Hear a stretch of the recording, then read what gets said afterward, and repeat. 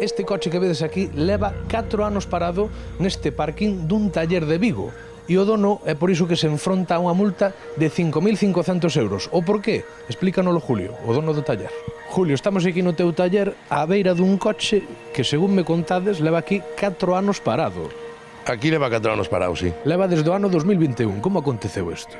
Pois isto é o típico, unha persona que ven a reparar o coche, que cando ten listo, se lle chama para entregarlle o vehículo reparado, e non ven a buscalo, pasa o tempo, non ven a buscalo, hasta que chega un momento que lle tens que dicir, mira, se non ves a buscalo, vamos a ter que cobrarte guardería, porque isto non é unha guardería de coches, hasta que se lle reclama por vía jurídica, judicial, entón é cando decide, depois de tempo, vir a buscalo. O coche, como é normal, leva aquí non sei canto tempo, a mellor un ano ou tal, non estaba limpio, claro. E teña un cristal de espello roto, e me reclaman o cristal do espello, e me reclaman que o coche non está limpio. Non, me vou a meu abogado que o coche non está...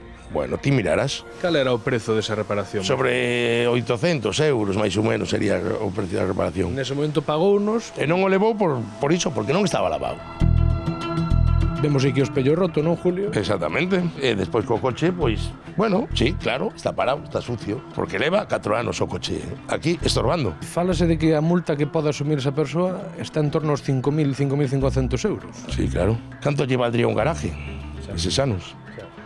5.500 euros cando o valor do coche non chega a ese prezo, non? No, que va. Canto pode valer este coche? Que pode valer 1.500, como moito 2.000 euros, non vale máis. Aquí ao final te podes a mirar entre toda a nave ao mellor, tes aquí 100 coches, tranquilamente. Entón o sitio fai falta, pero me imagino un compañeiros mes que teñen talleres sin parking, o perjuicio que lle están creando, pero que isto non me pasa a min solo. Saliu a luz agora, pero isto lle pasa a moitos talleres, seguro. Decías que non entendías a xente que o trae e aínda non sabe se pode pagar esa reparación, sino... E despois, a hora de pagar, pois non teñen os cartos. Entón, bueno, pois quedo sairen a primeiro de mes. E aguantas. Sairen a primeiro de mes, bueno, aguantas.